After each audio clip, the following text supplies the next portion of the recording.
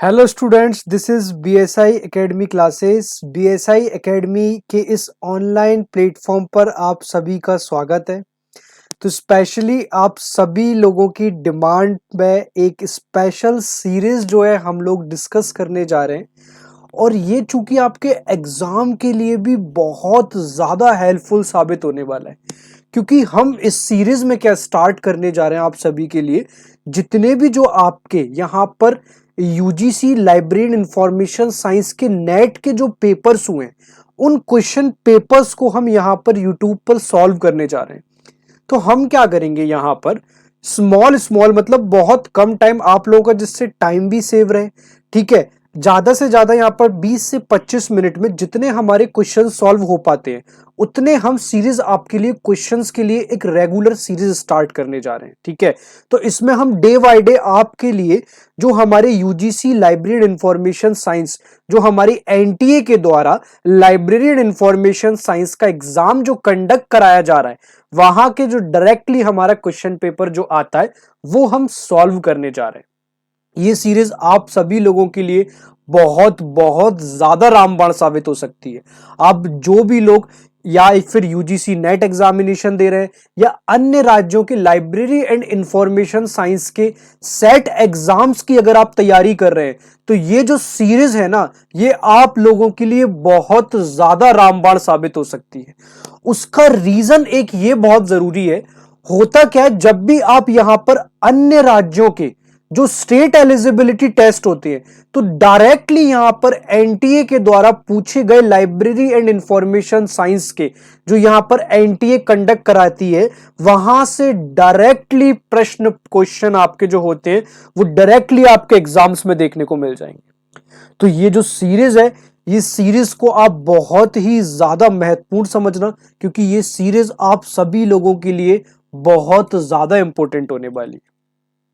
तो डिस्कस करते हैं हमारा, और ये जो हमने आपके लिए जो आज पहला जो पेपर लिया है, ठीक है, ये जो पेपर है जो जून 2025 में, ठीक है, अभी हाल ही में यहां पर जो जून 2025 में एनटीए के द्वारा, यानी कि नेशनल टेस्टिंग एजेंसी एनटीए के द्वारा यहां पर जो परीक्षा का आयोजन किया गया था, ये वो पेपर है। ठीक है, इससे डायरेक्टली यहां पर क्वेश्चन, चाहे वो 2025 जो दिसंबर में होने वाला है, या फिर जो जून का नेक्स्ट ईयर 2026 का टेंटेटिव है, वहां पर भी ये बहुत ज्यादा इंपॉर्टेंट होगा। और इस तरीके की सीरीज से होता क्या है, सबसे पहले हमें यह समझ आता है कि हमारे एग्जामिनर, जो हमारा एग्जामिनर है, वो एग्जामिनर हमसे किस प्रकार के क्वेश्चन पूछता है। चूंकि ये हमारे लिए बहुत ज्यादा जरूरी है जानना कि यहां पर हमारे एग्जाम में कैसे क्वेश्चंस आएंगे। ठीक है, तो चलो आप सभी जितने भी यहां पर क्वेश्चंस यहां पर सॉल्व हो रहे हैं, बहुत ध्यान से क्वेश्चंस को सॉल्व करना, कोशिश करना कि यहां पर आप आंसर को दे सको, क्योंकि आंसर देने से हमारा यहां पर आंसर लगाने का तरीका, ऑप्शन एलिमिनेशन मेथड्स, ये जितने भी सारे मेथड्स हैं, ये इंप्रूव होते हैं। तो ये बहुत ज्यादा जरूरी सीरीज है आप लोगों के लिए। तो सबसे पहला हमारा पार्ट ए, जो हमारा पार्ट 1 होता है, वो तो हम डिस्कस नहीं करने वाले, लेकिन जो हमारा यहां पर सब्जेक्ट मेन है, पार्ट बी, जो आपका लाइब्रेरी इंफॉर्मेशन साइंस है, जिसके आपके 100 क्वेश्चंस होते हैं जो सब्जेक्टिव आपको देखने को मिलते हैं। तो यहां पर उसका हम क्वेश्चन नंबर 51 से स्टार्ट होते हैं। तो हम यहां पर उसका क्वेश्चन नंबर 51 सॉल्व करने जा रहे हैं। तो क्वेश्चन नंबर 51 मैं आपको कई बार अपने टेलीग्राम चैनल पे 5 लॉज, ठीक है, जो हमारे यहां पर रंगनाथन, एसआर रंगनाथन के द्वारा दिए गए थे, कई बार आपको वो लॉज मैंने यहां पर टेलीग्राम पे डाले हैं। ठीक है, डायरेक्टली आपका जो पहला प्रश्न 2025 में एनटीए के द्वारा नेट एग्जामिनेशन में पूछा गया है, वो डायरेक्टली आपके 5 लॉज से यहां पर क्वेश्चन पूछा गया है। और पहला क्वेश्चन है, अकॉर्डिंग टू ओसीएलसी। यहां पर ध्यान रखिएगा, मैं इंग्लिश और हिंदी दोनों मीडियम का ध्यान रखूंगा। ये पूरी जो सीरीज आपकी होने वाली है, ये बाइलैंग्वेज होने वाली है। तो ऐसा बिल्कुल भी नहीं है कि पूरी हिंदी डिवोट होगी या फिर पूरी इंग्लिश डिवोट होगी। तो पहला जो यहां पर क्वेश्चन है, question number 51, according to OCLC research report, know your community and its needs is the rephrasing of which law of Ranganathan. यहां पर जो एसआर रंगनाथन के द्वारा 5 लॉज दिए गए थे, वहां से डायरेक्ट प्रश्न देखने को मिल रहा है। क्वेश्चन आप लोगों का यह है कि ओसीएलसी शोध रिपोर्ट के अनुसार अपने समुदाय और उसकी आवश्यकता को जाने, रंगनाथन के किस नियम की नए शब्दों में पुनः प्रस्तुति है। ठीक है, यहां पर एनटीए का जब भी आप पैटर्न देखोगे तो आप बहुत अच्छे से एनालाइज ये करोगे कि एनटीए का जो यहां पर प्रश्न पूछने का जो पैटर्न होता है वो बहुत ज्यादा कॉन्सेप्चुअल बेस होता है। ठीक है, यानी कि सबसे पहला यहां पे हमें पॉइंट क्या मिलता है कि यहां पर रट्टाफिकेशन नहीं कर सकते आप सभी लोग। ठीक है, यानी कि नो रट्टाफिकेशन। यहां पे अगर आप लोगों ने कॉन्सेप्चुअल, जो आपकी कॉन्सेप्चुअल चीजें रिकॉर्ड, अगर मतलब ब्रेन में रिकॉर्ड फॉर्म कॉन्सेप्चुअल अगर आपने पढ़ी हुई है तो आपको वो चीजें हेल्पफुल होंगी, अदरवाइज आपको वो चीजें हेल्पफुल नहीं होंगी। ठीक है, तो यहां पर एसआर रंगनाथन ने, सबको पता है, यहां पर 5 लॉज दिए थे और उन्हीं 5 लॉज से सिर्फ ये घुमा के यहां पर प्रश्न पूछ लिया गया है। ठीक है, तो 5 लॉज सबसे पहले हम सबको पता है, जो हमारा पहला लॉ है वो है यहां पर बुक्स आर फॉर यूज, यानी कि पुस्तकें उपयोग के लिए हैं। ठीक है, दूसरा जो यहां पर लॉ है वो है यहां पर every reader his her book. ठीक है, यानी कि प्रत्येक पाठक को अपनी पुस्तक हो। ठीक है, थर्ड लॉ की अगर हम बात करें तो थर्ड लॉ का है यहां पर every book it's reader. Fourth law की अगर हम बात करें तो फोर्थ लॉ कहता है यहां पर save the time of the reader, save the time of the reader. और आगे चलें और हम फिफ्थ लॉ की अगर हम बात करें तो फिफ्थ लॉ कहता है यहां पर the library is a growing organism. तो ये 5 लॉ आप लोगों को बहुत अच्छे से, जो आपकी 5 फिंगर टिप्स हैं उस पे याद होना चाहिए कि जो पहला लॉ है वो है यहां पर बुक्स आर फॉर यूज। ठीक है, यानी कि पुस्तकें उपयोग के लिए हैं। दूसरे लॉ की अगर हम यहां पर बात करें तो प्रत्येक पाठक की अपनी पुस्तक हो, यानी कि एवरी रीडर हिज या हर बुक। ठीक है, थर्ड लॉ की अगर हम बात करें यहां पर तो प्रत्येक पुस्तक का पाठक हो, यानी कि एवरी बुक इट्स रीडर। ठीक है, और फोर्थ लॉ की अगर हम बात करें तो पाठकों को इस पुस्तकों को इस तरीके से डिजाइन किया गया हो कि save the time of the reader. ठीक है, यानी कि पाठकों का समय बचाए।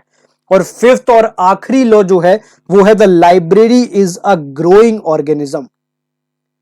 The library is a growing organism, that means पुस्तकालय एक वर्धनशील संस्था है। तो ये 5 लॉ आप बहुत अच्छे से ध्यान रखना। और इसका जो यहां पर करेक्ट आंसर यहां से निकल के आता है वो है, देखो आप खुद से एक बार फिर से रीड करो क्वेश्चन को, कि यहां पर ओसीएलसी शोध रिपोर्ट के अनुसार अपने समुदाय और उसकी आवश्यकता को जाने, रंगनाथन के किस नियम की नए शब्दों में पुनः प्रस्तुति है। ठीक है, यानी कि जो भी ऐसा शोध रिपोर्ट जो अपने कम्युनिटी को और उनके नीड्स को जाने। ठीक है, तो यहां पर ये क्लियरली सेकंड लॉ से समझ आ रहा है कि every reader his and her book. ठीक है, तो उनकी यहां पर आवश्यकताएं और कम्युनिटी का क्लियरली समझ आ रहा है, तो यहां पर इसका करेक्ट आंसर होगा ऑप्शन नंबर 2, द्वितीय नियम। ठीक है, तो क्वेश्चन यहां पर जो एनटीए के द्वारा पूछा गया है, प्रश्न आसान था लेकिन थोड़ा सा यहां पर घुमा के पूछा गया है। अगर आपके यहां पर कॉन्सेप्ट स्ट्रांग होंगे तो आप इस क्वेश्चन को डेफिनेटली डील कर जाओगे। क्लियर है? तो यहां पर ये बहुत अच्छे तरीके से अपन ने इसको समझने की कोशिश करी। 5 लॉज जो थे, 5 लॉज हमने समझे और बहुत बढ़िया तरीके से इस क्वेश्चन को अपन ने डील कर लिया है। ठीक है, और बहुत सारे फैक्चुअल बेस्ड क्वेश्चन भी आपके यहां पर आपको देखने को मिलेंगे, जैसे कि आपका ये सेकंड प्रश्न यहां पर जो दिख रहा है आपको स्क्रीन पे सभी को, क्वेश्चन नंबर 52। ठीक है, यहां पर क्वेश्चन नंबर 52 जो है वो भी यहां पर बहुत बेसिक क्वेश्चन है। बहुत बेसिक क्वेश्चन आपसे पूछा गया है कि जो Sayers canons of classification are simplified in principle, यानी कि सेयर्स के अनुसार जो यहां पर कैनन्स के क्लासिफिकेशन है वो कितने प्रिंसिपल्स में सिंप्लीफाइड है। डायरेक्टली फैक्चुअल क्वेश्चन है। और ध्यान रखना ये जो क्वेश्चन है ये यूजीसी नेट लाइब्रेरी साइंस के अंदर पूछा जाने वाला बहुत ज्यादा फ्रीक्वेंटली आस्क्ड क्वेश्चन है। ठीक है, तो आप सभी लोग बहुत अच्छे से ध्यान रखना, ये बहुत फ्रीक्वेंटली आस्क्ड क्वेश्चन है और इसका करेक्ट आंसर है वो है ऑप्शन नंबर 828। ठीक है, फैक्चुअल बेस्ड क्वेश्चन है जो यहां पर WC, ठीक है, आप सभी लोग इनका नाम याद रखना, एक साइंटिस्ट थे WC वेरविक सेयर्स। WC वेरविक सेयर्स जो थे, इन्होंने यहां पर क्लासिफिकेशन ऑफ कैनन्स को प्रस्तुत किया था। इन्होंने यहां पर जो क्लासिफिकेशन ऑफ कैनन्स होते हैं, इन्होंने यहां पर क्लासिफिकेशन ऑफ कैनन्स को प्रस्तुत किया था, और इन्होंने क्लासिफिकेशन ऑफ कैनन्स के अंतर्गत 28 प्रिंसिपल्स यहां पर सरल रूप में प्रस्तुत किए थे। क्लियर है? तो इसका जो करेक्ट आंसर होगा 52 का, वो होगा ऑप्शन नंबर ए 28। हिंदी में भी आप लोगों को एक बार बता देता हूं कि सेयर्स के कैनन्स ऑफ क्लासिफिकेशन सिद्धांतों में सरलीकृत है। तो इसका करेक्ट आंसर है ऑप्शन नंबर ए 28। तो दो क्वेश्चन हमने देखे, दोनों क्वेश्चन यहां पर हमारे, ठीक है, बहुत ज्यादा सिंपल थे, बेसिक थे, ठीक है।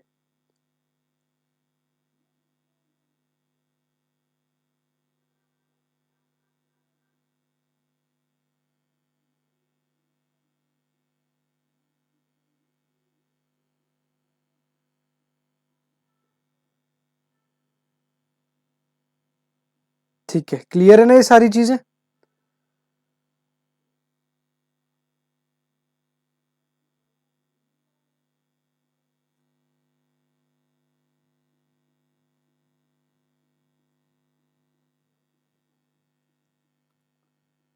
चलो, यहां तक किसी को भी कोई डाउट हो प्रश्न में?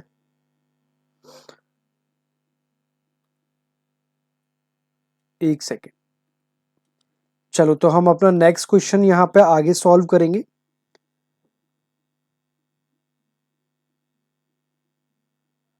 तो हमारा यहां पर हमारा 54 क्वेश्चन है।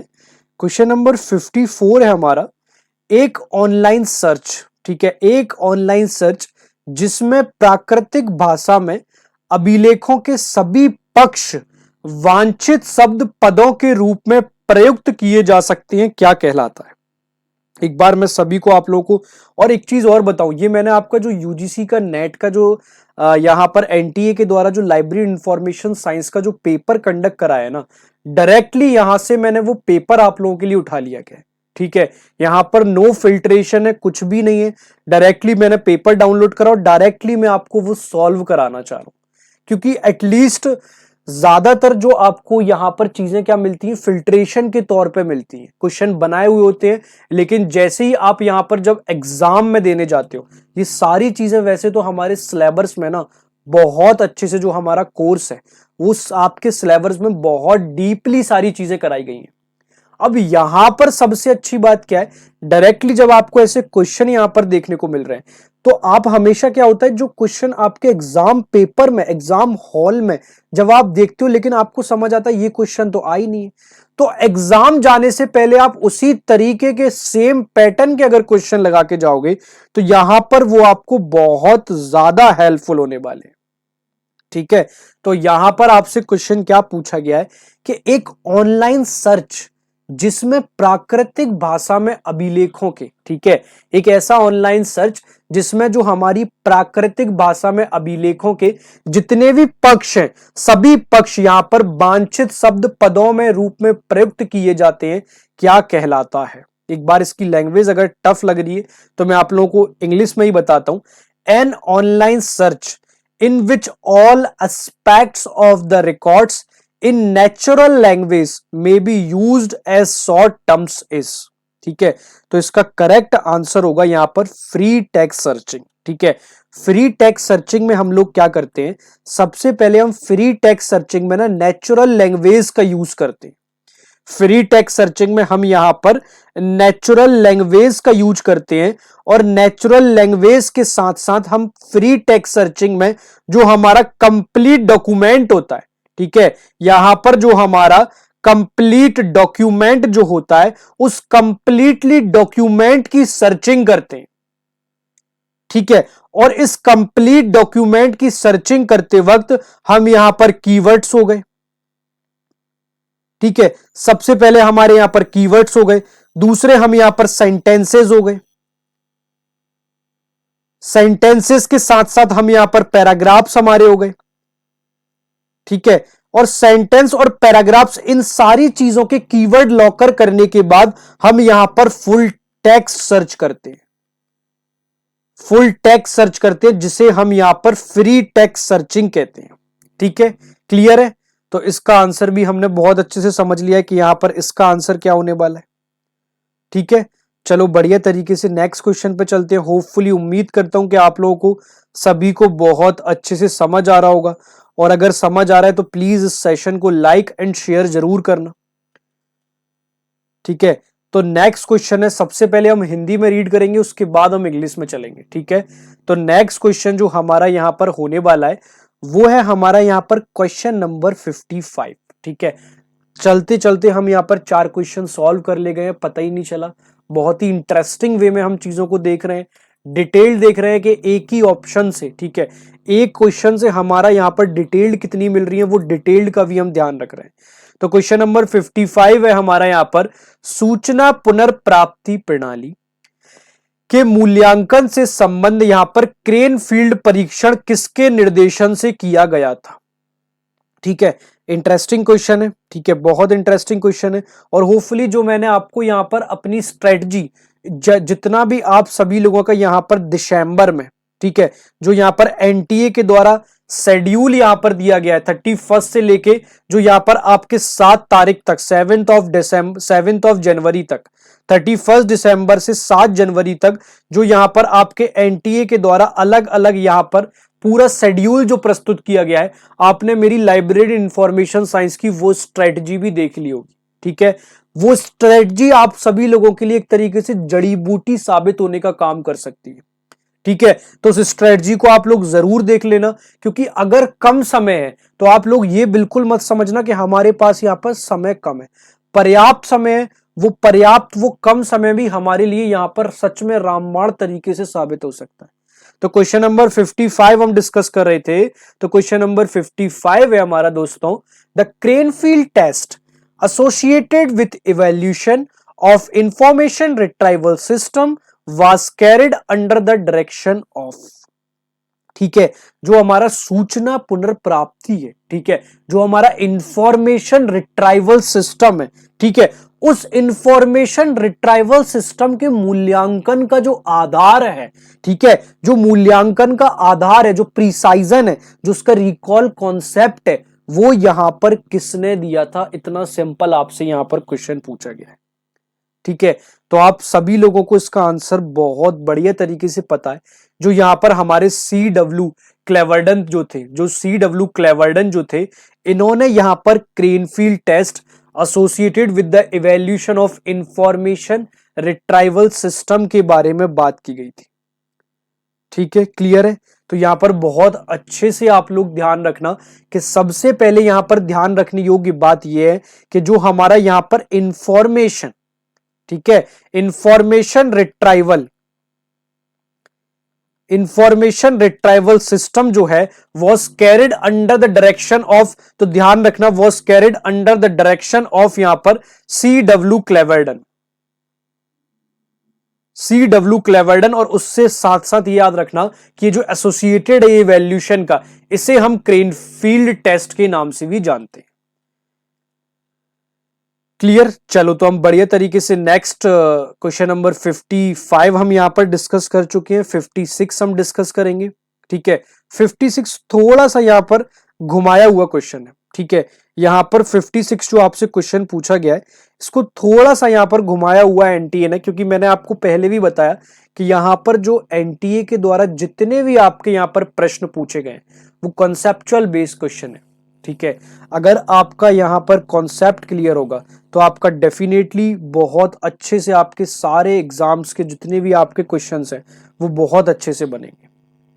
ठीक है, तो सबसे पहले तो मुझे एक बार कमेंट करके बताओ कि बढ़िया तरीके से मजा आ रहा है, यहां तक बढ़िया तरीके से मजा आ रहा है। आप लोग इसके नीचे टेलीग्राम चैनल की लिंक दी है, टेलीग्राम चैनल से जुड़ सकते हो। वहां पर कोई भी क्वेरी हो तो उस क्वेरी को आप यहां पर पूछ सकते हो, कोई भी क्वेरी आप डायरेक्टली मुझसे बात भी कर सकते हो। आपका लाइब्रेरी इंफॉर्मेशन साइंस की कई सारी वैकेंसी आज ही हमने यहाँ पर नोटिफिकेशन में अपलोड किया है कि यहाँ पर गुजरात में बहुत समय बाद लाइब्रेरियन की एंड लाइब्रेरियन क्लर्क की बम्पर भर्तियां निकली गई हैं।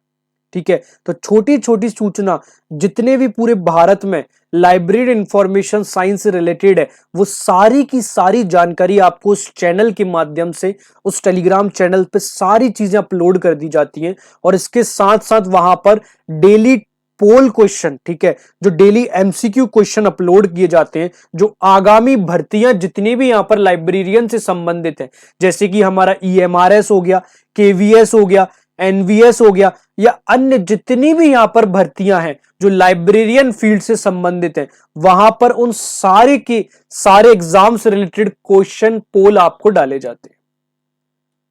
ठीक है, तो क्वेश्चन नंबर 56 जो है वो यहां पर फिर से जो हमारे एसआर रंगनाथन साहब थे, जो यहां पर 5 लॉज के लिए बहुत ज्यादा फेमस माने जाते थे, उन्हीं के बारे में क्वेश्चन है कि रंगनाथन के अनुसार।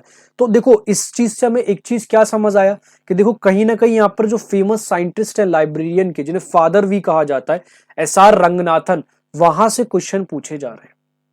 तो हमें क्या करना है, उसके इर्द गिर्द में जितने भी कॉन्सेप्चुअल बेस और जितने भी क्वेश्चंस यहां पर एसआर रंगनाथन से रिलेटेड बन सकते हैं ना, वो सारे के सारे क्वेश्चंस को अपने को कंप्लीट कर लेना है।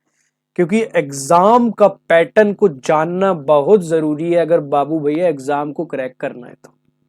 ठीक है ना, तो क्वेश्चन नंबर 56 है यहां पर, रंगनाथन के अनुसार जब भी क्रम विन्यास का दूरदर्शीकरण किया जाता है, ठीक है, रंगनाथन के अनुसार क्या पूछा जा रहा है कि जब भी यहां पर क्रम विन्यास का दूरदर्शीकरण किया जाता है तो पदानुक्रमिता के नियम का उल्लंघन होता है। ठीक है, क्वेश्चन क्या कह रहा है समझना फिर से कि यहां पर जब भी रंगनाथन के अनुसार जब भी क्रम विन्यास का दूरदर्शीकरण किया जाता है तो पदानुक्रमिता के नियम का उल्लंघन होता है। यह जो उल्लंघन है किस संतुष्ट करने के लिए जानबूझकर किया जाता है। ठीक है, अब ये जो लॉ है ना, ये आपका, इससे क्या होता है, जो आपकी पदानुक्रमिता होती है, यानी कि जो आपकी हायरार्की जिसे हम कहते हैं, ठीक है, क्रम बाय क्रम हायरार्की, यानी कि समझो आप, जैसे आपका एक परिवार है, आपका एक कुटुंब है, उस कुटुंब में आपके सबसे बड़े दादा हैं, फिर आपके पिताजी हैं, फिर पिताजी से हो सकता है पिताजी के आपके कोई छोटे भाई हो, तो जो आपकी हायरार्की है, उस हायरार्की को यहां पर डिस्टरबेंस होता है, जिसे हम यहां पर टेलीस्कोपिंग ऑफ एरे, लाइब्रेरियन की भाषा में यहां पर टेलीस्कोपिंग ऑफ एरे कहते हैं। यहां पर क्या कहते हैं, उसे टेलीस्कोपिंग ऑफ एरे कहते हैं। और इससे क्या होता है, यहां पर इससे हायरार्की जो होती है वो यहां पर हायरार्की डिस्टर्ब होती है। यहां पर जो आपकी हायरार्की होती है वो यहां पर हायरार्की डिस्टर्ब होती है। ठीक है, परंतु सब्जेक्ट्स जितने भी हैं उन सब्जेक्ट्स को पास रखने के लिए इस लॉ का, एक सेकेंड सॉरी, यहां पर क्या बोला जा रहा है कि यहां पर जितने भी आपके सब्जेक्ट्स होते हैं उन सब्जेक्ट्स को पास रखने के लिए यहां पर इस लॉ का प्रयोग किया जाता है। ठीक है, इससे यहां पर लॉ ऑफ प्रॉक्सिमिटी को सेटिस्फाई किया जाता है। जो लॉ ऑफ प्रॉक्सिमिटी होता है उस लॉ ऑफ प्रॉक्सिमिटी को यहां पर सेटिस्फाई किया जाता है। लॉ ऑफ प्रॉक्सिमिटी को यहां पर सेटिस्फाई किया जाता है। ठीक है, तो इसका जो करेक्ट आंसर होगा वो होगा यहां पर निष्पक्षता का नियम। ठीक है, याद रखना, जब भी यहां पर क्रम विन्यास का दूरदर्शीकरण किया जाएगा और पदानुक्रम यानी कि जो हायरार्की है उस हायरार्की को यहां पर वॉयलेटेड किया जाएगा, तो जो वॉयलेटेड होगा वो किससे सेटिस्फाई होगा, लॉ ऑफ इम्पार्शियलिटी।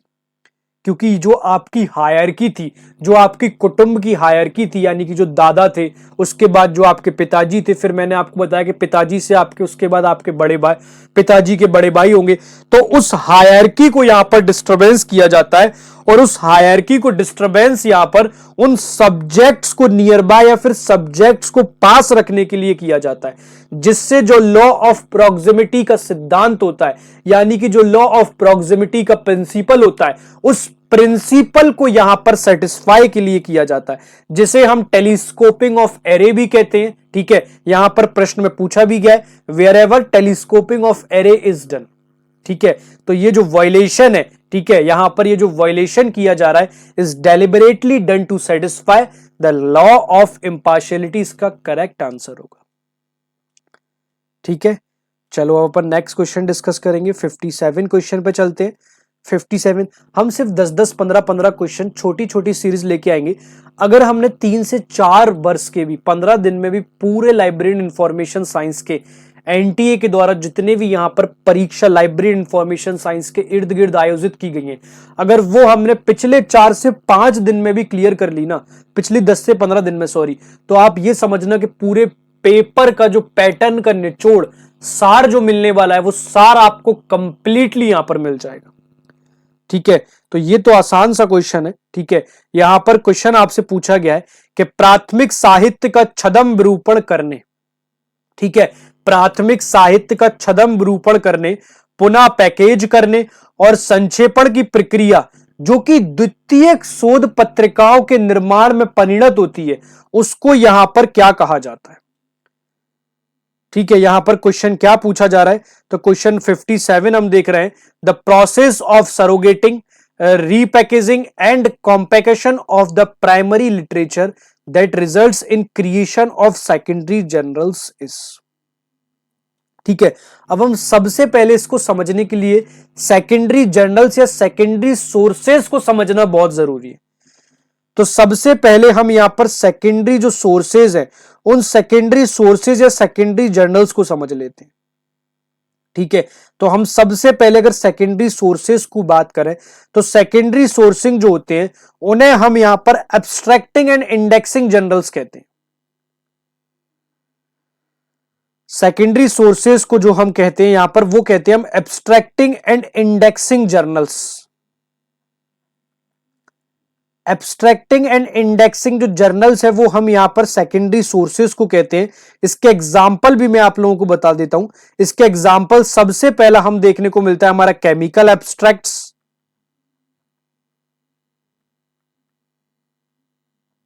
और दूसरा हमें देखने को मिलता है यहां पर इंडेक्स मेडिकस। ये दोनों इसके एग्जाम्पल बहुत ज्यादा इंपॉर्टेंट है, बहुत अच्छे से याद रखना कि पहला जो है केमिकल एब्स्ट्रैक्ट्स है और दूसरा यहां पर जो रहने वाला है इंडेक्स मेडिकस है। ठीक है, ये दोनों यहां पर जो देखने को मिलते हैं ये यहां पर प्राइमरी लिटरेचर ऑफ कंडेंस्ड को ऑर्गेनाइज करने का काम करते हैं। ये दोनों जो आपको देखने को मिल रहे हैं ये यहां पर दोनों की दोनों प्राइमरी लिटरेचर को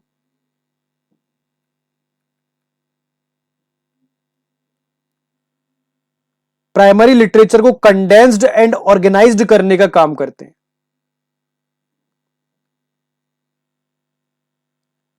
कंडेंस्ड एंड ऑर्गेनाइज्ड करने का काम करते हैं और सेकेंडरी सोर्सेज जो होते हैं वो सारे की सोर्सेज हमारे एब्स्ट्रैक्टिंग एंड इंडेक्सिंग जर्नल से रिलेटेड होते हैं। तो इसका जो करेक्ट आंसर होगा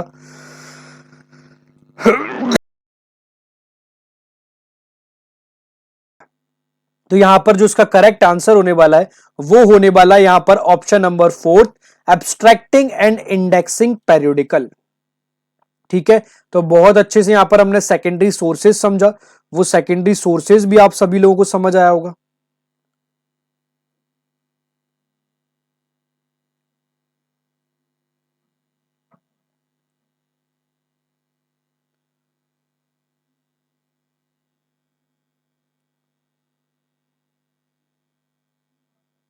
ठीक है, चलो अब हम यहां पर क्वेश्चन नंबर 58 डिस्कस करने वाले हैं। ठीक है, हमारे 7 क्वेश्चन यहां पर डिस्कस हम कर चुके हैं। ठीक है, बहुत ही इंटरेस्टिंग वे में देखे हमने सारे की सारे क्वेश्चंस। ठीक है, अब आप सभी लोग इसका आंसर दो मुझे कि क्वेश्चन नंबर 58 जो है वो 58 का आंसर यहां पर क्या करेक्ट होने वाला है। एक बार आप क्वेश्चन को देखो, रीड करो और रीड करने के बाद आप समझो कि इसका आंसर क्या होने वाला है।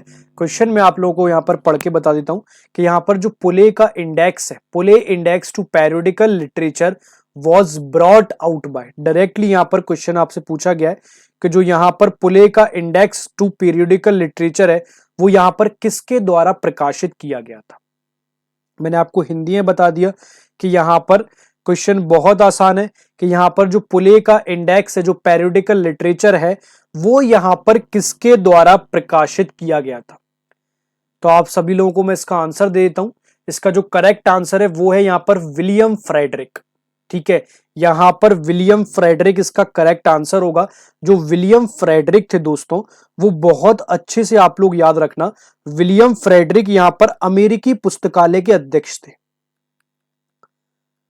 विलियम फ्रेडरिक जो थे ना, वो यहां पर अमेरिकी पुस्तकालय के अध्यक्ष थे। बहुत अच्छे से, बहुत इंपॉर्टेंट क्वेश्चन है, ये भी आपका क्वेश्चन पूछा गया है कई बार।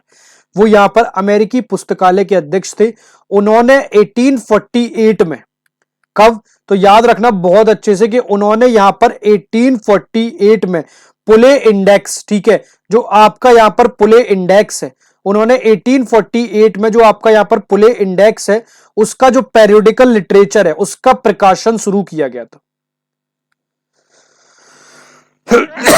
पुले इंडेक्स का जो आपका यहां पर पेरियोडिकल लिटरेचर है, उसका प्रकाशन यहां पर शुरू किया गया था। और यह जो है यहां पर 19वीं सदी के, ठीक है, यहां पर 19 सेंचुरी के 19वीं सदी के लेखों और पत्रिकाओं को, 19वीं सदी के लेखों और पत्रिकाओं को खोजने के लिए, लेखों और पत्रिकाओं को खोजने के लिए सबसे महत्वपूर्ण संदर्भ उपकरण माना जाता है। यहां पर सबसे महत्वपूर्ण संदर्भ उपकरण यहां पर माना जाता है। क्लियर? तो इसका जो करेक्ट आंसर है वो है विलियम फ्रेडरिक। 1848 में इन्होंने यहां पर पुले इंडेक्स दिया था। बाकी सारी चीजें भी आपको बहुत अच्छे से क्लियर हो गई होंगी। तो इसका करेक्ट आंसर आप लोग सब लोग राइट कर लेना। क्वेश्चन आप देखो कहां से किस तरीके से क्वेश्चन पूछे जा रहे हैं, मैं आपको डायरेक्टली यहां पर बताता जा रहा हूं। अब क्वेश्चन नंबर 59 हम यहां पर सॉल्व करने वाले हैं। क्वेश्चन नंबर 59 है यहां पर, जब किसी प्रयोक्ता को, ठीक है, जब किसी प्रयोक्ता को किसी विषय के बारे में लगभग समस्त प्रासंगिक साहित्य की जरूरत होती है, तो इस अप्रोच को क्या कहा जाता है? ये तो आसान सा क्वेश्चन है, मुझे लगता है होपफुली आप इसका सभी लोग आंसर दे दोगे। When the user requires almost all relevant literature on a subject, such approach is called as, ठीक है, यहां पर बोला जा रहा है कि जब भी यहां पर यूजर जो होता है, उस यूजर को किसी भी विषय के बारे में, ठीक है, जब समस्त प्रासंगिक साहित्य की जरूरत होती है, ठीक है, यानी कि रेलेवेंट लिटरेचर की जरूरत होती है, तो उस अप्रोच को क्या कहा जाता है? ठीक है, तो उस अप्रोच को समझने से पहले मैं आपको इस क्वेश्चन को बहुत अच्छे से डिस्कस करना चाहता हूं। देखो, इस तरह की अप्रोच को हम कहते हैं यहां पर एग्जॉस्टिव अप्रोच। क्या कहते हैं? हम इसको कहते हैं यहां पर एग्जॉस्टिव अप्रोच। अब एग्जॉस्टिव अप्रोच है क्या? ठीक है, तो एग्जॉस्टिव अप्रोच को अगर हम यहां पर समझें, तो जब भी कोई शोधकर्ता, ठीक है, जब भी कोई रिसर्च होता है, रिसर्चर होता है, यहां पर जब भी कोई रिसर्चर, ठीक है, या यहां पर पाठक जो यूजर होता है, वो किसी भी विषय पर उपलब्ध हर एक जानकारी का दस्तावेज प्राप्त करना चाहता है, तो उस दस्तावेज प्राप्त करने की जानकारी को हम यहां पर एग्जॉस्टिव अप्रोच कहते हैं। उस जानकारी को हम यहां पर एग्जॉस्टिव अप्रोच कहते हैं। बहुत अच्छे से आप ध्यान रखना, ठीक है, या इसके साथ साथ इसे हम कैचिंग अप अप्रोच भी कहते हैं, या इसके साथ साथ जो है हम एग्जॉस्टिव अप्रोच के साथ साथ जो है हम इसे कैचिंग अप अप्रोच भी कहते हैं। ठीक है, और जो एग्जॉस्टिव अप्रोच या कैचिंग अप्रोच जो होती है, ये लगातार नई जानकारी को अपडेशन करने के लिए भी हेल्पफुल होती है। ये यहां पर लगातार नई जानकारी को अपडेट करने के लिए भी यूजफुल होती है, अपडेट करने के लिए भी यूजफुल होती है। ये भी आप लोगों के लिए बहुत ज्यादा इंपॉर्टेंट पॉइंट होने वाला है। तो इसका जो करेक्ट आंसर है, आप लोग ध्यान रखना, एग्जॉस्टिव अप्रोच। 59 हमने डिस्कस कर लिया है। अब हम क्वेश्चन नंबर 60 पे चलते हैं।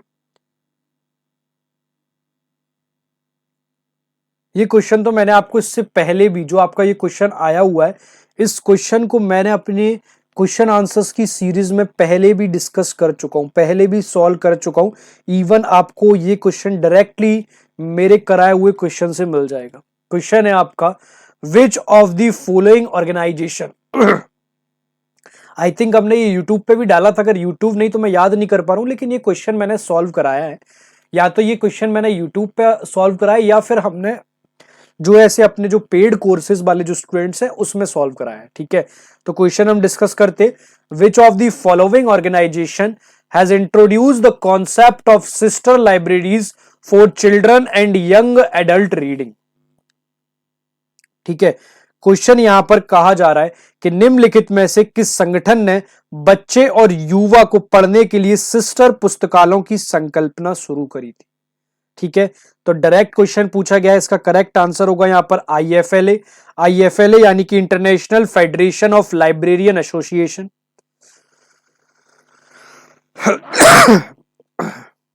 International sorry international federation of library and association. International federation of library and association.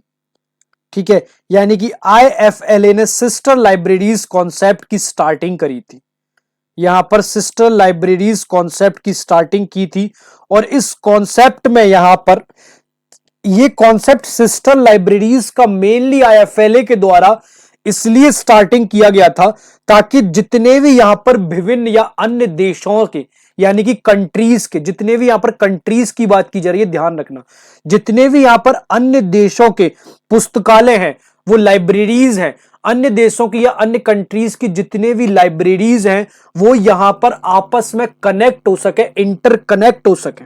ठीक है, इस वजह से यहां पर सिस्टर लाइब्रेरीज कॉन्सेप्ट की अवधारणा की, इसके तहत यहां पर आईएफएलए ने इसकी शुरुआत की गई थी। ठीक है, और ये जितने भी इन लाइब्रेरीज में जो रिसोर्सेज होते हैं यानी कि संसाधन होते हैं, उन रिसोर्सेज का आदान प्रदान कर सके, और वो आदान प्रदान इसलिए हो सके ताकि जितने भी यहां पर यंग एडल्ट्स हैं यानी कि यंग एडल्ट्स या फिर चिल्ड्रन है या फिर आप पाठक कह लो या फिर यूजर्स कह लो, उन बच्चों को पढ़ने की आदत को बढ़ावा देने के लिए यहां पर सारी लाइब्रेरीज का एक ग्लोबल कॉन्सेप्ट बन के जो आया था उसे हम यहां पर सिस्टर लाइब्रेरीज आईएफएलए कॉन्सेप्ट के द्वारा, वो यहां पर बहुत ही बेहतरीन कॉन्सेप्ट यहां पर अवधारणा की शुरुआत की गई थी।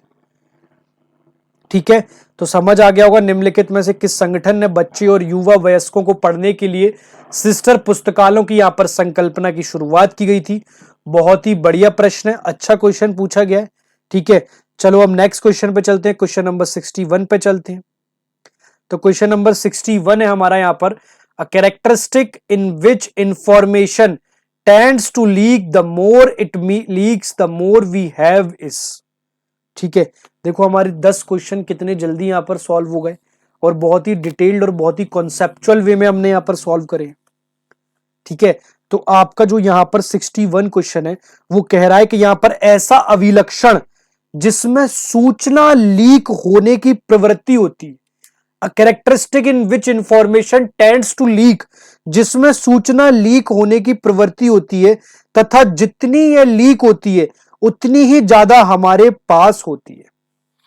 ठीक है, तो आपको सबसे पहले तो इसका एक छोटा सा एक्सप्लेनेशन देना चाहूंगा, ये कहना क्या चाह रहा है, उसका आंसर क्या होना चाहिए। देखो सूचना जो होती है ना, जो हमारी इंफॉर्मेशन होती है, ध्यान देना, जो आप लोगों के पास सूचना है। ठीक है, एक बात बताओ, कल को धीरे से आपका एक दोस्त आया, उसने कह दिया अरे अरे अरे वो ऐसा ऐसा ऐसा ऐसा, तो वो जो बात होगी ना, वो जब तक दूसरा आपका क्या करेगा, दोस्त अरे अरे वो ऐसा ऐसा ऐसा, फिर तीसरा क्या करेगा जाके, तीसरा अरे वो ऐसा ऐसा ऐसा ऐसा, तो जब तक वो सूचना यहां पर वो फैलाती नहीं रहेगी ना, ठीक है, आपको क्या लगेगा, अरे नहीं वो उसको बताना नहीं है। तो जब तक यहां पर वो सूचना फैलेगी नहीं ना, तब तक चैन नहीं मिलेगा। तो सूचना कुल मिला के एक ऐसी अनूठी विशेषता है। ठीक है, इंफॉर्मेशन एक तरीके की एक ऐसी स्पेशल कैरेक्टरिस्टिक्स है, ये भौतिक वस्तुओं की तरह खर्च नहीं होती। ठीक है, ये भौतिक वस्तुएं जो फिजिकल हमारी जो भौतिक असेट्स है, उन फिजिकल भौतिक वस्तुओं की तरह खर्च नहीं होती है। ठीक है, यहां पर आप समझो, जब मैंने आपको जो एग्जांपल दी इधर से उधर पहुंच जाएगी, जब सूचना यहां पर एक व्यक्ति से दूसरे व्यक्ति तक पहुंचती है यानी कि लीक या साझा होती है, तो वह कम होने की बजाय अधिक फैलती है। ठीक है, और उसका जो प्रभाव होता है, उसका प्रभाव यहां पर बढ़ता है। ठीक है, तो उस प्रभाव को बढ़ने को हम कहते हैं यहां पर डिफ्यूजिव कैरेक्टरिस्टिक। क्या वो यहां पर कंप्रेस हो रही है, मैंने आपको बताया जब भी यहाँ पर सूचना फैलेगी ना, जैसे आपके दोस्त को तो वो बढ़ के ही फैलती है ना, अरे उससे मत कहना, उसको मत बताना, ऐसा होता है ना, तो वो बढ़ के ही यहाँ पर फैलती है। तो वो क्या सिनर्जेटिक हो रही है? नहीं भाई, सिनर्जेटिक भी नहीं हो रही। क्या वो सूचना कंप्रेस हो रही है? तो भाई वो कंप्रेस भी नहीं हो रही है। क्या वो सूचना यहां पर शेयरेबल कैरेक्टरिस्टिक हो रही है? नहीं, शेयरेबल के होने के साथ साथ वो सूचना का विसरणशील यानी कि डिफ्यूजिव, वो सूचना का प्रचार प्रसार जो है वो यहां पर बढ़ रहा है। ठीक है, तो इसका जो करेक्ट आंसर होगा वो होगा ऑप्शन नंबर सेकंड, यानी कि डिफ्यूजिव कैरेक्टरिस्टिक, यानी कि साझा करने योग्य अभिलक्षण नहीं, सहक्रियाशील अभिलक्षण नहीं भाई, संक्षिप्तीकरण, संक्षिप्तीकरण तो हो ही नहीं रहा इस चीज का, इस चीज का तो विसरण हो रहा है। ठीक है, जब यहां पर इंद्रधनुष यानी कि जो आपका रेनबो होता है, ठीक है, जो आपका टीआईआर का एग्जाम्पल है, टोटल इंटरनल रिफ्लेक्शन, पूर्ण आंतरिक परावर्तन का जो एग्जाम्पल है, जब यहां पर जो धूप की किरण होती है, ठीक है, धूप की किरण जब यहां पर पानी से जिसका रिफ्रैक्शन होता है यानी कि टीआईआर होता है, तो वो यहां पर विवग्योर यानी कि अलग अलग किरणों में बढ़ जाती है। उसी प्रकार से यहां पर सूचना जब यहां पर एक से दूसरे जगत में फैलती है तो उस सूचना का यहां पर प्रचार प्रसार जो है वो बढ़ जाता है। क्लियर है? चलो नेक्स्ट क्वेश्चन पे चलते हैं। नेक्स्ट क्वेश्चन है हमारा सेक्शन से आपका यहां पर क्वेश्चन देखने को मिल रहा है। ठीक है, यहां पर जो क्वेश्चन है वो आपका क्वेश्चन सेक्शन से देखने को मिला है कि यहां पर which section of AACR second deals with serial publication. यहां पर जो AACR यानी कि जो आपका एंग्लो अमेरिकन कैटलॉगिंग रूल है, ठीक है, यहां पर जो आपके एंग्लो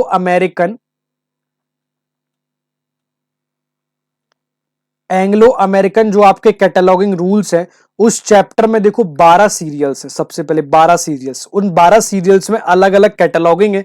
ठीक है, जैसे कि पत्रिकाएं हो गई, समाचार पत्र हो गए। ठीक है, तो इसका करेक्ट आंसर क्या हो जाएगा? यहां पर कितने हैं? 12 भी मैंने आपको बताया। और पार्ट कौन सा है? तो पार्ट ए है। ठीक है, क्लियर है? चलो नेक्स्ट क्वेश्चन पे चलते हैं। क्वेश्चन नंबर 63 डिस्कस करते हैं।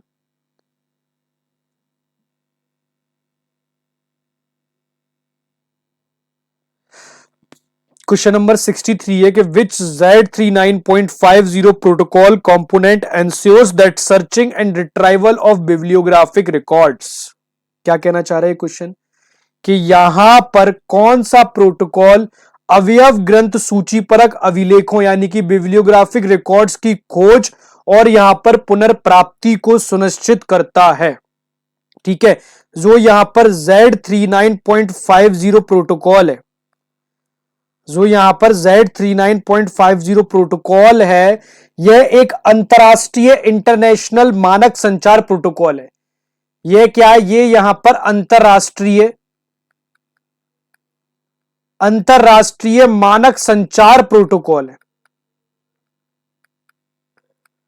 अंतरराष्ट्रीय मानक संचार प्रोटोकॉल है और यहां पर BIB1 इसका प्रमुख, सबसे प्रमुख एट्रीब्यूट सेट है। कौन सा? BIB1 एट्रीब्यूट जो है इसका सबसे प्रमुख एट्रीब्यूट सेट है।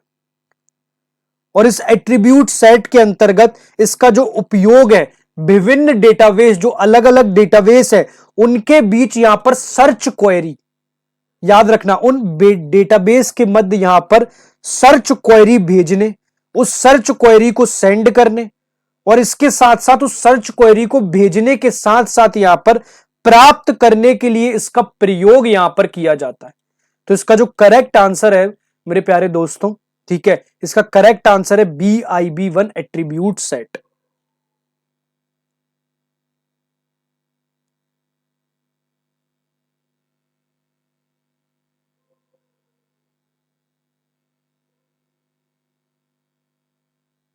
ठीक है, चलो नेक्स्ट क्वेश्चन डिस्कस करते हैं। सिर्फ एक दो क्वेश्चन और डिस्कस करेंगे, फिर नेक्स्ट हम 15-15 भी ले तो हम बहुत जल्दी इस सीरीज को कंप्लीट कर लेंगे।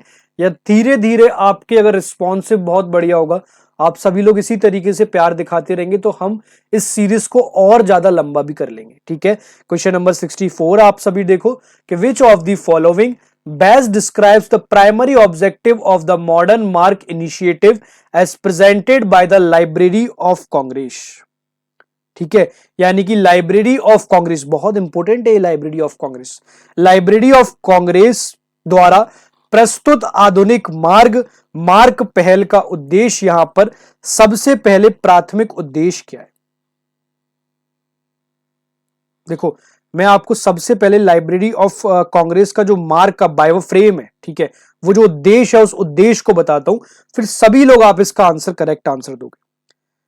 देखो, जो आपका लाइब्रेरी ऑफ कांग्रेस जो हमारा यहां पर है, कौन सा, यहां पर जो हमारा लाइब्रेरी ऑफ कांग्रेस है, ठीक है, लाइब्रेरी ऑफ कांग्रेस का जो मार्ग है, ठीक है, उस मार्ग का जो उद्देश्य है, इसका मुख्य उद्देश्य है दोस्तों कि जितना भी हमारा कैटलॉगिंग डेटा है, ठीक है, जितना भी हमारा यहां पर जो कैटलॉगिंग डेटा जो हमारा है, उस कैटलॉगिंग डेटा को इंटरनेट पर, ठीक है, जो हमारा जितना भी कैटलॉगिंग डेटा है, उस कैटलॉगिंग डेटा को यहां पर इंटरनेट पर लिंक्ड डेटा के रूप में उपलब्ध कराना, उस कैटलॉगिंग डेटा को यहां पर इंटरनेट पर लिंक्ड डेटा के रूप में उपलब्ध कराना है, ताकि वह, ठीक है, उस लिंक्ड डेटा को इंटरनेट पर उपलब्ध कराने के पीछे भी वजह क्या है, ताकि वह यहां पर सर्च इंजन द्वारा आसानी से वो पूरा कैटलॉगिंग डेटा एक जगह पर स्टोर होके आसानी से हर यूजर्स के द्वारा, हर पाठक के द्वारा, हर उपयोगकर्ता के द्वारा खोजा जा सके। वो लिंक्ड जो डेटा है वो यहां पर सर्च यूजर्स के द्वारा, हर एक पाठक के द्वारा या फिर हर एक उपयोगकर्ता के द्वारा यहां पर खोजा जा सके। तो उसका जो मेन काम है उस कैटलॉगिंग डेटा को लिंक्ड करना, ताकि जो हमारे सर्च यूजर्स हैं वो सर्च यूजर्स यहां पर आसानी से उस डेटा को एक जगह पर देख सके। तो इसका करेक्ट आंसर होगा to integrate RDA driven challenges and enabling modelling linked data. ठीक है, करेक्ट है, तो इसका ऑप्शन नंबर बी यहां पर करेक्ट आंसर हो जाएगा। चलो हम लास्ट क्वेश्चन और डिस्कस करते हैं, फिर उसके बाद हम नेक्स्ट क्वेश्चन नेक्स्ट सीरीज में स्टार्ट करेंगे। ठीक है, तो हमारा क्वेश्चन नंबर 65 और हम डिस्कस करेंगे। क्वेश्चन नंबर 65 है हमारा, इन एन ऑर्गेनाइजेशन, ये आईसीटी का क्वेश्चन है आपका। आईसीटी आपकी दोनों, जो आपका पार्ट 1 है और पार्ट 2 दोनों में आपका बहुत इंपॉर्टेंट रोल प्ले करती है और बहुत इंपॉर्टेंट यूनिट आपकी हो जाती है, क्योंकि लगभग मेरा मानना कि अभी आप जब क्वेश्चन में पूरी सीरीज कंप्लीट कर लेंगे डायरेक्टली जो क्वेश्चन पेपर की, तो आप खुद देखेंगे कि लगभग वहां से 15 क्वेश्चंस, 10 से 15 क्वेश्चन आपको एग्जाम में जरूर देखने को मिलेंगे। तो क्वेश्चन है आपका, in an organization where a local network uses a non-TCP transmission control या IP protocol, what is the primary function of a gateway in interfacing with a TCP IP network? ठीक है, यानी कि एक संगठन जहां स्थानीय network non TCP IP protocol का उपयोग करता है, वहां टीसीपी आईपी नेटवर्क के साथ इंटरफेस करने में कौन सा ऐसा गेटवे है जो मेन रोल यहां पर निभाता है?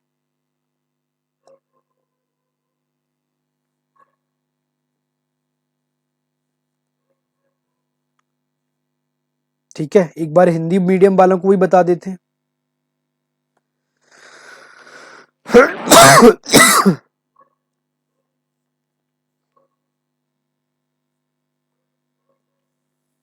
देखो, सबसे पहले हम इसका शॉर्ट विवरण देख लेते हैं।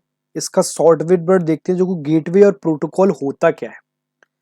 ठीक है, जो हमारा गेटवे है, ठीक है, या इसके साथ साथ जो हमारा प्रोटोकॉल है वो होता क्या है।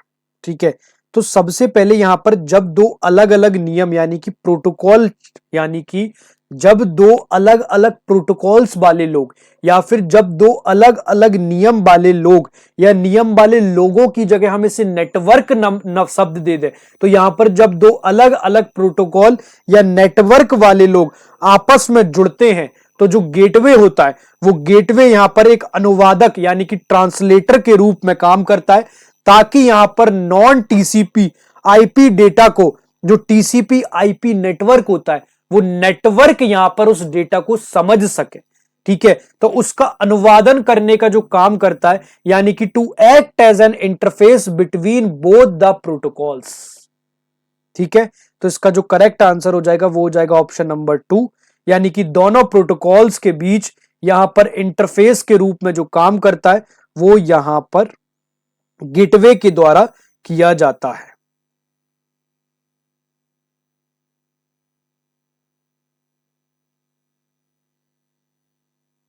चलो, वर्तमान में डेलनेट के द्वारा लगभग कितने संगठन भारतीय और विदेशी दोनों से जुड़े हैं? तो सबसे पहले जो डेलनेट है वहां से कितने नेटवर्क कनेक्ट हैं? तो डेलनेट की बात करें तो डेलनेट एक भारत का बहुत बड़ा नेटवर्क है और ये जो है डेवलपिंग लाइब्रेरी नेटवर्क है। ये क्या है? डेवलपिंग लाइब्रेरी नेटवर्क है, यानी कि वर्तमान में भी इसमें चीजें डेवलप्ड लगातार यहां पर हो रही हैं। तो ये क्या एक प्रकार का डेवलपिंग लाइब्रेरी नेटवर्क है। तो डेलनेट जो है भारत का एक बहुत बड़ा नेटवर्क है और वर्तमान डेटा के अनुसार इसमें जो है लगभग 9000 से अधिक पुस्तकालय और संस्थान यहां पर जुड़े हुए हैं, जो कि आपस में जितने भी रिसोर्सेज हैं वो रिसोर्सेज को यहां पर आपस में शेयर करने का काम करते हैं। ठीक है, तो इसका करेक्ट आंसर हो जाएगा ऑप्शन नंबर 4, 9001 से भी अधिक।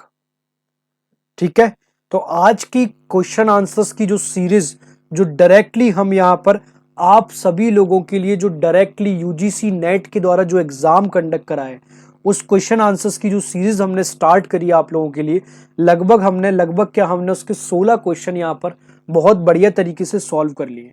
कल धीरे धीरे आप लोगों का जिस तरीके से हमें प्यार मिलेगा, जिस तरीके से आप लोगों का रिस्पॉन्स मिलेगा, ठीक है, आप कमेंट में जरूर बताना, तो हम इस सीरीज को जो है और ज्यादा लंबी खींचेंगे और नई नई अप्रोचेस के साथ जो आपको एग्जाम में हर हाल में यहां पर किसी भी हालत में, एक होता है ना एक लंबी रणनीति बनाना, नहीं लंबी नहीं, हमें शॉर्ट वर्क और smart work with finalize strategy पे काम करना है।